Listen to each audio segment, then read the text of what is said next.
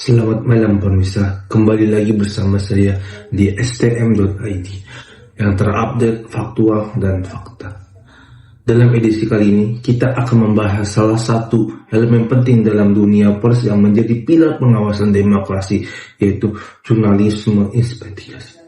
Nah, jurnalisme ini bukan sekadar menyampaikan kabar, tetapi menggali fakta tersembunyi, menyingkapi kebenaran yang sering kali bersembunyi di balik-balik kekuasaan.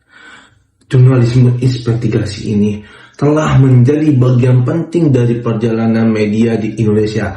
Akar praktik ini bisa ditelusuri sejak masa Orde Lama, pemirsa. Ketika tokoh seperti Mochtar Lubis, pemimpin redaksi Indonesia Raya, berani membongkar kasus korupsi dan skandal moral pejabat negara Indonesia ini.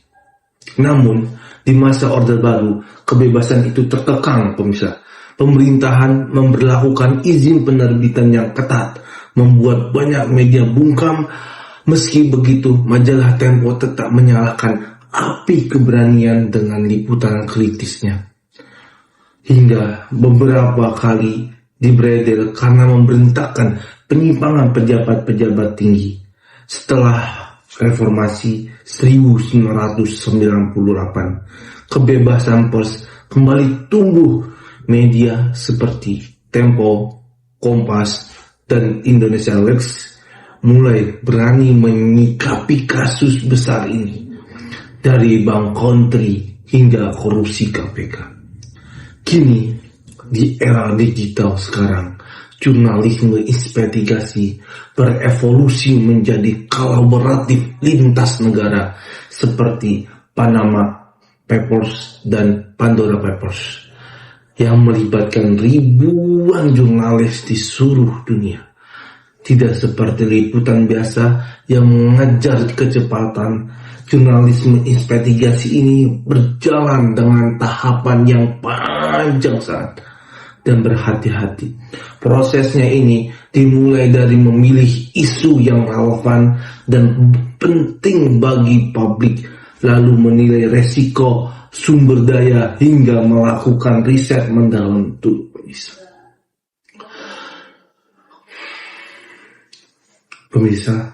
Seorang jurnalis investigasi akan menelusuri jejak dokumen, mewawancarai sumber rahasia, dan memeriksa setiap data hingga ke akar-akarnya, pemirsa.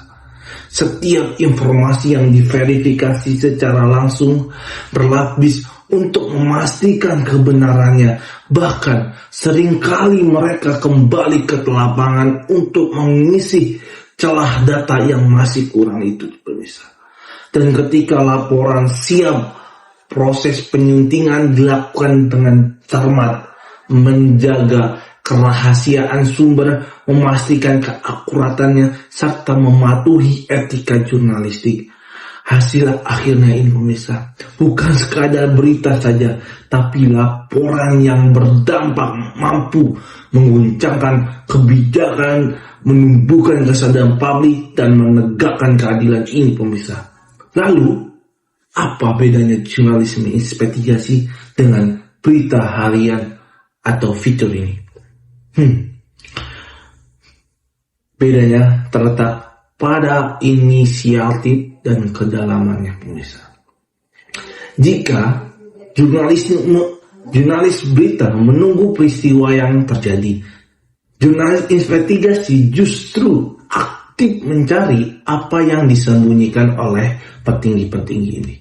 Mereka bisa menghabiskan waktu berbulan-bulan lamanya, bahkan bertahun-tahun untuk memastikan ini apakah sudah tepat, kebenarannya terungkap ataupun belum.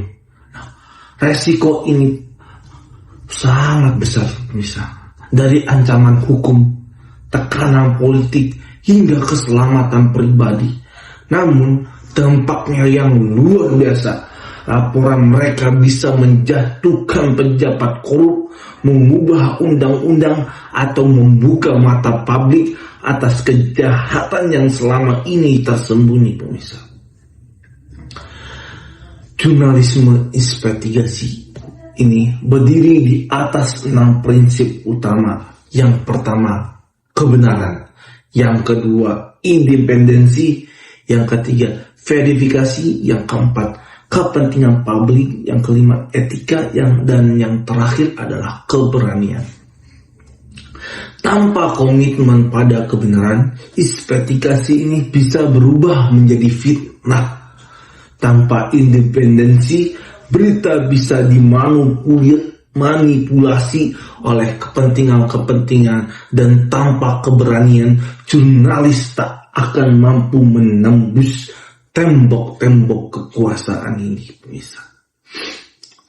Kita ingat bagaimana liputan investigasi majalah Tempo tentang mafia peradilan membuka praktik suap di pengadilan, atau laporan proyek Multatuli yang membela korban kekerasan seksual di Luwu Timur misal. Semua itu adalah bukti bahwa jurnalisme investigasi tidak hanya tentang menulis berita saja, tapi tentang menegakkan keadilan dan menyiarkan kebenaran, pemirsa. Di tengah derasnya arus informasi dan berita palsu di era digital sekarang ini, pemirsa, peran jurnalisme investigasi ini menjadi semakin penting, pemirsa. Ia adalah garda terakhir yang memastikan bahwa publik tidak dibutakan oleh kebohongan saja.